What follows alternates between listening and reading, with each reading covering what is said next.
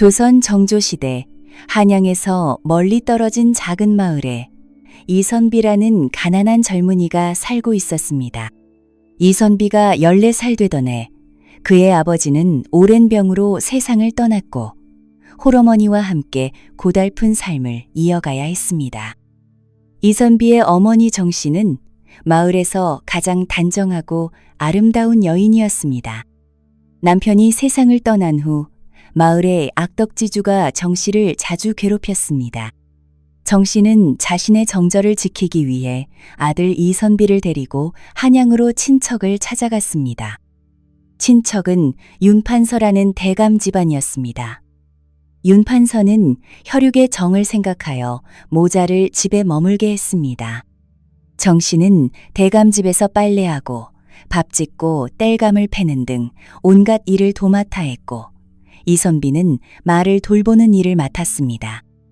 이선비는 총명하고 재주가 많아서 집안의 심부름도 도맡아 했습니다. 모자는 성실하고 부지런하게 일했기 때문에 윤판서 집안 사람들의 인정을 받았습니다. 눈 깜짝할 사이 2년이 지나갔고 이선비는 어엿한 청년으로 자랐습니다. 그는 키가 훤칠하고 얼굴도 반듯하여 보는 이마다 감탄했습니다. 윤판서는 이선비가 영리하고 성실하게 일하는 모습을 보고 좋게 여겼습니다. 친척 관계도 있고 하여 그를 더 이상 마부로 일하게 하지 않고 자신의 상점에서 일할 수 있도록 해주었습니다. 이선비는 상점에서 성실하게 일했습니다. 힘든 일, 더러운 일도 마다하지 않고 먼저 나서서 했습니다. 같이 일하는 다른 점원들도 그를 매우 좋게 여겼습니다. 윤판서의 상점을 총괄 관리하는 김주방도 이선비를 높이 평가했고 자주 조언을 해주었습니다. 이선비는 총명하고 배움에 열심이어서 김주방에게 많은 것을 배웠고 그에게 깊은 감사를 느꼈습니다. 어느 날 김주방이 며칠째 상점에 나오지 않았습니다. 이선비는 김주방이 감기에 걸렸다는 소식을 듣고 문 안을 가게 되었습니다. 문을 연 것은 한 젊은 여인이었습니다. 그 여인은 17쯤 되어 보였고 얼굴이 매우 아름다웠습니다. 두 사람의 눈이 마주치자 서로의 마음 속에 이상한 감정이 일었습니다. 여인은 빨리 뜨거운 시선을 거두며 부드럽게 물었습니다. 누구를 찾으십니까? 이선비도 자신의 신뢰를 깨닫고 조금 당황하여 말했습니다. 저는 이선비라고 합니다. 윤판서 상회의 점원입니다. 김주방님께서 병환이 나셨다 하여 문안드리러 왔습니다. 여인은 가볍게 고개를 숙이고 이선비를 방으로 안내했습니다. 아버님, 이 도령님께서 문안 오셨습니다. 김주방은 이선비가 온 것을 보고 반가워하며 딸에게 자신을 일으켜 앉게 했습니다. 이선비는 서둘러 말했습니다. 김주방님, 어서 누우십시오. 몸을 더 상하실라 염려됩니다. 김주방은 미소를 지으며 말했습니다. 내 벌써 며칠을 누워 있었네. 이제 거의 나았으니 내일은 가게에 나갈 생각이네. 그는 딸을 가리키며 말했습니다. 이는 내 딸 김연화라네. 김연화는 가볍게 절하며 인사했습니다. 이선비는 고개를 숙여 인사를 하고는 감히 김연화를 쳐다볼 수 없었습니다. 김주방은 어머니가 일찍 세상을 떠나고 외동딸 김연화만 있었습니다. 부녀는 딸을 눈에 넣어도 아프지 않을 만큼 귀하게 여겼지만 오만하거나 변덕스러운 성품으로 자라지 않게 했습니다. 오히려 김연화는 책을 읽고 예절을 아는 온화하고 차분한 규수로 자랐습니다. 이선비가 비록 점원에 불과했지만 김주방은 그의 평소 행동을 좋게 보고 있었습니다. 그가 총명하고 배움에 열심인 것을 보고 장래가 촉망되는 인물이라 생각하여 자주 가족들 앞에서 칭찬했습니다. 그래서 김연화는 이미 이선비에 대해 많이 들어알고 있었습니다. 오늘 처음 만나보니 정말 아버지가 말씀하신 대로였습니다. 잘생기고 품위 있는 모습의 김연화는 마음속으로 그를 좋게 여기게 되었습니다. 이선비 또한 막 사랑을 알게 되는 나이였습니다. 김연화를 만난 후 그녀를 잊을 수 없었습니다. 밤에 누워서도 이리저리 뒤척이며 잠을 이룰 수 없었습니다. 김연화는 대갓집 교수는 아니었지만 그래도 큰 상점 관리자의 딸이었습니다. 이선비는 단지 가난한 집 출신의 점원일 뿐이었습니다. 신분의 차이가 너무 커서 이선비는 실망했습니다. 하지만 김연화를 아내로 맞이하기 위해 이선비는 과감한 결정을 내렸습니다. 그는 일을 그만두고 자신과 어머니가 모은 10여 냥의 은자로 작은 장사를 시작했습니다. 비록 작은 장사였지만 자신의 사업이었고 미래에 대한 희망으로 가득 찼습니다. 이선비는 정직하게 장사를 했고 신용을 제일로 여겼습니다. 그래서 1년이 지나자 사업이 번창하기 시작했습니다. 김주방은 이선비가 의지가 강하고 진취적인 청년임을 보고 은자를 내어 그의 사업을 확장할 수 있게 도와주었습니다. 김주방의 도움으로 이선비는 한양에서 큰 방을 빌려 비단 장사를 시작했습니다. 1년 후 이선비는 마침내 인생의 첫 불을 쌓았습니다. 그는 집과 가게를 사서 어머니를 윤판서 집에서 모셔와 편히 쉬게 했습니다. 이선비는 돈을 번 후에 정중한 예물을 들고 김주방을 찾아가 감사의 마음을 전했습니다. 그리고 김주방에게 빌린 돈을 이자와 함께 돌려주었습니다. 김주방 집에서 다시 김연화를 만났는데 그녀는 이전보다 더 우아하고 아름다워 보였습니다. 이제 이선비는 더 이상 예전의 가난한 청년이 아니었습니다. 비록 큰 부자는 아니었지만 김연화에게 좋은 생활을 제공할 자신이 있었습니다. 그래서 그는 중매인을 통해 청혼했습니다. 김주방 가족은 이미 마음에 두고 있었기에 흔쾌히 승낙했습니다. 얼마 후 두 사람은 혼인했고 신혼생활은 더없이 행복했습니다. 그해 한식날 이선비는 아내 김연화와 함께 고향에 가서 아버지의 산소를 찾아 성묘했습니다.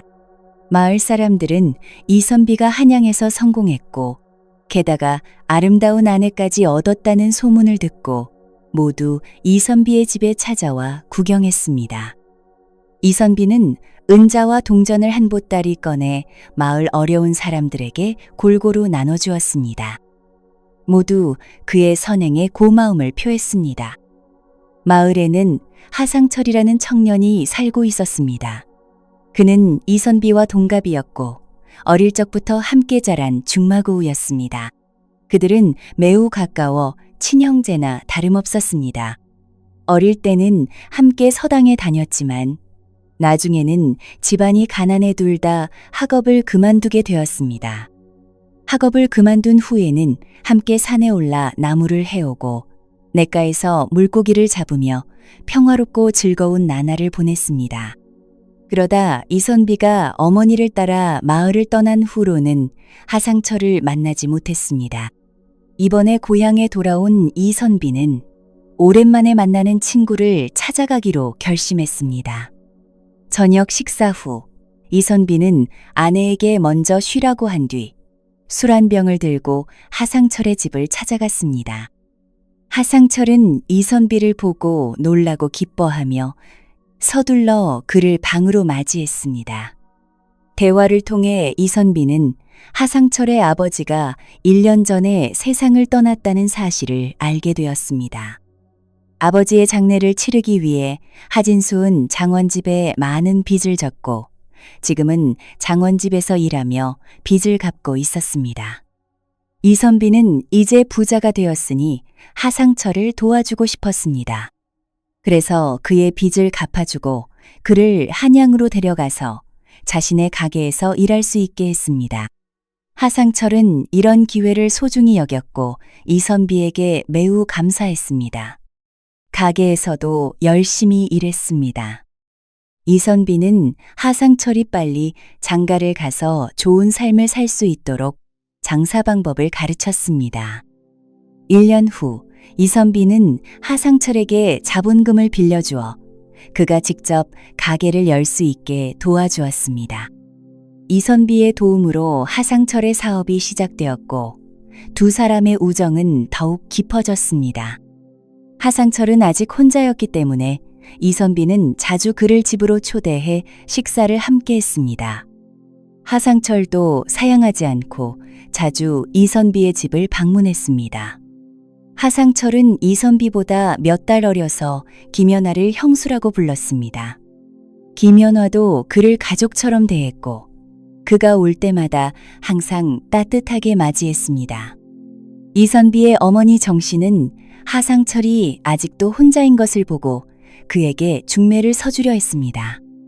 하지만 하상철은 지금은 사업이 막 시작되었으니 나중에 생각하자고 했습니다. 이선비와 김연화도 하상철에게 빨리 가정을 꾸리라고 권했습니다. 아내가 있어 집을 돌보면 더 좋을 것이고 사업에도 도움이 될 것이라고 말했습니다. 하지만 하상철은 그저 웃으며 서두를 것 없다 고만 말했습니다. 그렇게 또 반년이 지났습니다. 하상철의 사업도 자리를 잡았지만 이선비와 비교하면 작은 물방울과 큰 연못 같은 차이였습니다. 하상철은 겉으로는 내색하지 않았지만 마음속으로는 부러움과 질투를 품고 있었습니다. 그 해봄, 하상철과 이선비는 함께 천리밖의 경주로 사업차 출장을 떠났습니다. 이 여행은 반년이나 걸리는 긴 여정이었습니다. 김연화는 남편의 귀가 예정일을 기다렸지만 그날이 지나도 남편의 모습은 보이지 않았습니다. 걱정이 되어 하상철의 가게에 가보기로 했습니다. 김연화가 막 집을 나서려는 순간 하상철이 밝은 표정으로 집에 찾아왔습니다. 그는 연화를 보며 물었습니다. 형님은 집에 안 계십니까? 김연화는 이 말을 듣고 크게 놀라며 말했습니다. 당신들이 함께 경주에 갔는데 언제 돌아오셨습니까? 남편은 왜 돌아오지 않았습니까? 하상철도 김연화의 말을 듣고 놀라 입이 벌어졌습니다. 이게 어찌 된 일입니까? 형님은 물건을 다 사신 후 먼저 돌아가셨습니다. 제가 떠난 지 보름 뒤에 돌아오셨을 텐데요. 정씨도 건너방에서 대화를 듣고 급히 나왔습니다. 김연화는 서둘러 시어머니를 위로하며 말했습니다. 어머님, 남편은 복이 많으니 분명 길에서 지체된 것일 겁니다. 하상철도 서둘러 말했습니다. 어머님, 형수님, 걱정 마십시오. 내일 제가 형님을 찾으러 가겠습니다. 아마도 정말 길에서 지체되셨을 겁니다. 정씨는 하상철의 말을 듣고 마음을 조금 놓았습니다. 김연화도 말했습니다. 그럼 꼭 좀 부탁드릴게요. 길에서도 조심하셔야 합니다. 하상철은 대답했습니다. 형수님께서는 너무 예의를 차리지 마십시오. 저와 형님은 형제와 같은 사이입니다. 수고니 뭐니 하실 필요 없습니다. 다음 날 하상철은 경주로 떠났습니다. 정씨와 김연화는 집에서 불안한 마음으로 이선비가 무사히 돌아오기를 기다렸습니다. 눈 깜짝할 사이에 한 달이 더 지났습니다. 어느 날 정씨와 김연화가 집에서 이선비 이야기를 하고 있을 때 하상철이 급히 들어왔습니다. 두 여인을 보자마자 그는 울음을 터뜨렸습니다. 그 뒤로 관 하나를 실은 수레가 마당으로 들어왔습니다. 정씨는 관을 보고 그 자리에서 기절했고 김연화도 두 다리에 힘이 빠져 쓰러졌습니다. 그들은 밤낮으로 이선비의 귀환을 기다렸지만 이런 청천벽력 같은 소식을 받게 될 줄은 몰랐습니다. 이제 이선비의 시신은 이미 관 속에 있어 마지막 얼굴조차 볼 수 없었습니다. 정씨와 김연화는 이해할 수 없었습니다. 멀쩡하던 사람이 어떻게 갑자기 세상을 떠날 수 있단 말입니까? 하상철은 슬픔을 억누르며 이선비의 죽음에 대해 설명했습니다. 알고 보니 이선비는 경주를 떠난 후 바로 돌아오지 않고 대구로 갔다고 했습니다. 그가 발견되었을 때는 이미 반달 이상 세상을 떠난 상태였습니다. 현지 관아에서 시신을 검사한 결과 타살 가능성은 없다고 했습니다. 시신이 발견된 위치로 볼 때 이선비는 강에 빠져 사망한 것으로 보였습니다. 관아에서는 시신을 임시 보관하며 가족이 찾아오기를 기다렸습니다. 하상철이 도착했을 때 시신은 이미 알아보기 어려운 상태였지만 옷과 키, 체형으로 보아 분명 이선비였습니다. 그래서 그는 좋은 관을 사서 이선비를 모셔왔습니다. 정 씨와 김연화는 관을 열어 이선비의 얼굴을 마지막으로 보고 싶어 했지만 하상철은 시신 상태가 좋지 않아 보면 더 큰 충격을 받을 것이라며 만류했습니다. 하상철의 주관으로 이선비의 장례가 치러졌습니다. 정 씨는 아들을 잃은 슬픔에서 헤어나오지 못하고 병을 얻었습니다. 김연화도 남편을 잃고 마음이 찢어지는 듯 했지만 쓰러질 수 없었습니다. 그녀는 남편을 대신해 시어머니를 모셔야 했고 오직 밤이 깊어 홀로 있을 때만 이불을 뒤집어 쓰고 소리 없이 흐느꼈습니다. 이선비가 떠난 후 김연화는 병환 중인 시어머니를 돌보는 것 외에도 사업 문제까지 떠안게 되어 매우 힘들었습니다. 하상철은 이선비의 가장 친한 친구로서 이제 이선비가 없으니 김연화가 사업을 꾸려나가는 것을 도왔습니다. 그는 자주 이선비의 집에 들러 시어머니와 며느리를 살피고 종종 보양식을 사들고 왔습니다. 시어머니와 며느리는 그의 진심 어린 보살핌에 매우 감동했습니다. 세월은 물 흐르듯 흘러 어느덧 1년의 시간이 지났습니다. 김연화는 하상철과 자주 접하면서 그의 진심에 감동했고 그가 평생을 함께할 만한 사람이라고 느꼈습니다. 그녀의 마음에도 그를 향한 감정이 생겨나기 시작했습니다. 정 씨는 이를 눈치채고 마음에 새겼습니다. 며느리가 재혼한다면 하상철이 최고의 선택이라고 생각했습니다. 그래서 두 사람을 맺어주려 했습니다. 김연화는 이미 하상철에게 호감이 있었지만 망자인 남편에게 미안한 마음이 들어 말했습니다. 어머님, 시집 온 며느리가 다른 남자와 살 수 없습니다. 재혼하지 않고 남편을 위해 평생 수절하겠습니다.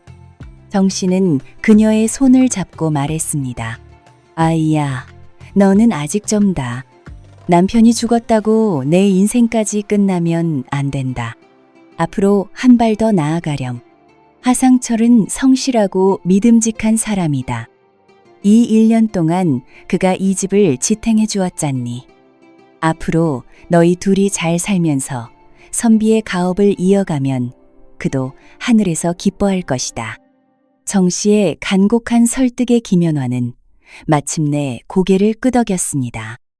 얼마 지나지 않아 두 사람은 부부가 되었고 혼인 후 하상철은 이선비의 큰 집으로 들어와 살게 되었으며 이선비의 사업을 공식적으로 이어받았습니다.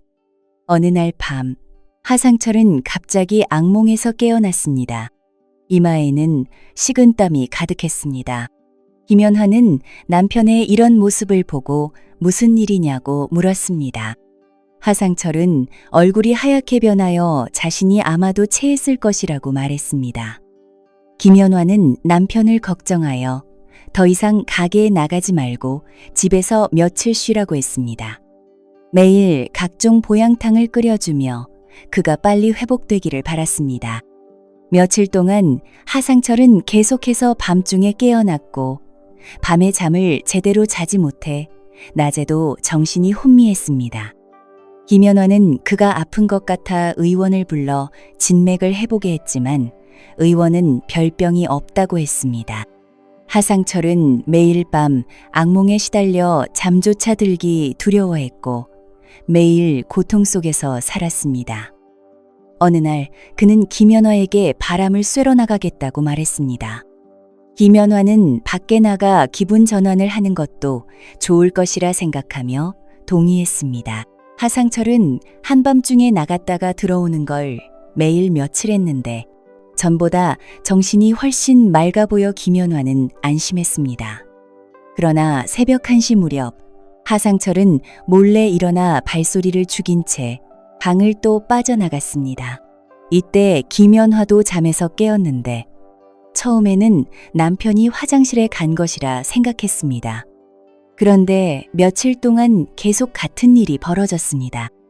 김연화는 이상함을 느끼고 어느 날 새벽에 하상철이 또 방을 나가자 몰래 그를 따라갔습니다. 뒤를 밟아 뒷마당 구석까지 갔습니다. 거기서 하상철이 어떤 숨겨진 곳에서 인형 하나를 꺼내는 것을 보았습니다. 그 인형은 손바닥 정도 크기로 남자 모양을 하고 있었습니다. 하상철은 인형을 돌 위에 올려놓고 몇 개의 은침을 인형에 꽂았습니다. 그리고 주문이 적힌 종이를 태운 후 두 손을 모으고 뭐라고 중얼거렸습니다. 잠시 후 그는 인형을 보며 말했습니다. 우리는 어릴 때부터 함께 자랐지. 너는 나보다 똑똑하지 않았는데 왜 너의 운이 그렇게 좋았던 거냐. 사업도 잘 되고 아름다운 아내까지 있었잖아. 나는 참을 수 없었다. 이선비여, 내가 너를 해한 것은 어쩔 수 없었다. 네가 죽어야만 내가 연화를 얻을 수 있었으니까.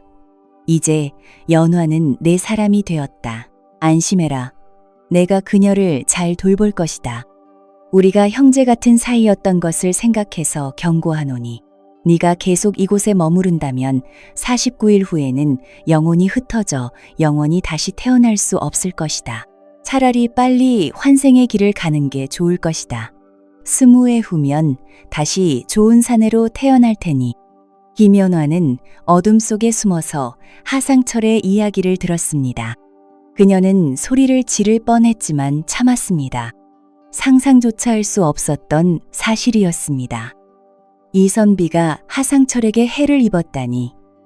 이 순간 김연화의 머릿속에는 오직 한 가지 생각뿐이었습니다. 이곳을 떠나 관아에 고발해야 한다는 것입니다. 그녀는 너무 놀라고 분노해 다리가 떨렸고 실수로 어떤 물건을 밟아 소리가 났습니다. 그때 하상철이 그녀 옆으로 다가와 말했습니다. 부인, 어찌 일어나셨소? 김연화는 얼굴이 창백해졌지만 대답했습니다. 당신이 없는 것을 보고 찾으러 나왔어요. 하상철은 자신의 옷을 김연화에게 둘러주며 부드럽게 말했습니다. 밖은 춥소. 빨리 방으로 돌아가 쉬시오. 그는 그녀의 손을 잡고 방으로 향했습니다. 김연화는 물론 돌아가기 싫었습니다. 당신이 먼저 들어가세요. 저는 잠시 화장실에 다녀오겠습니다. 하상철은 고집을 부리며 그녀와 함께 가겠다고 했습니다. 결국 김연화는 하상철에게 끌려 방으로 돌아갔습니다.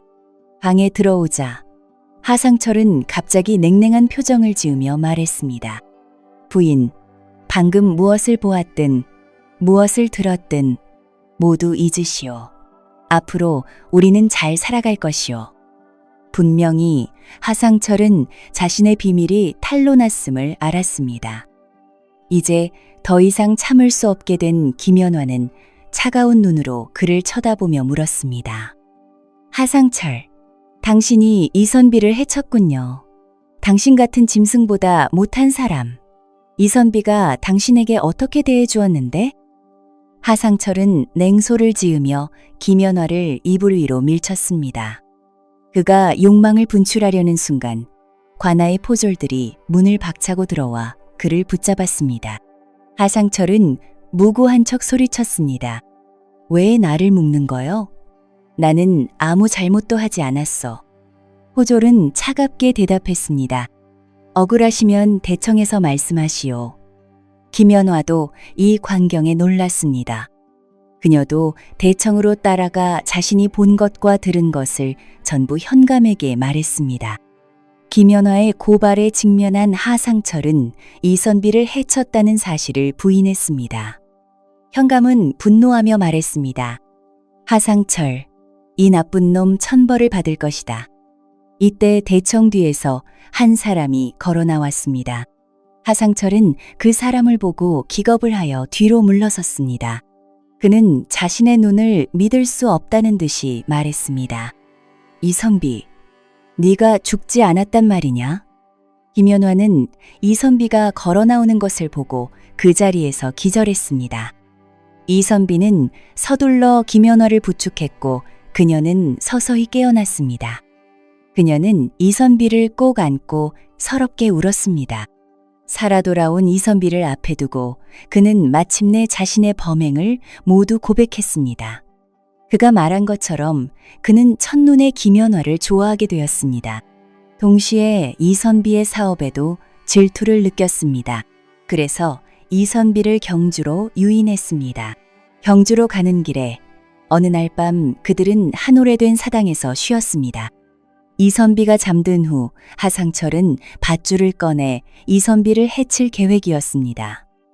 하지만 그때 이선비가 깨어났고 하상철이 밧줄을 들고 있는 것을 보고 깜짝 놀라 물었습니다.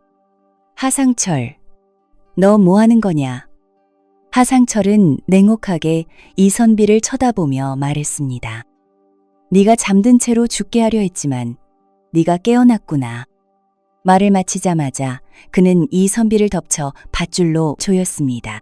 하상철은 이선비의 음식에 미리 약을 타놓았기 때문에 이선비는 저항할 힘이 없었고 결국 숨을 거두게 되었습니다.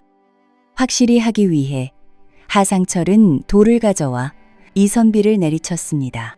이선비의 시신이 발견될까 두려워 하상철은 그를 강가로 옮겨 깊은 물에 던졌습니다.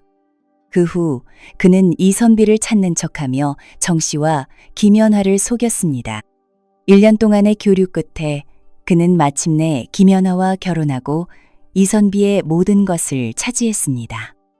하상철은 이제 김연화와 행복하게 살 수 있다고 생각했습니다.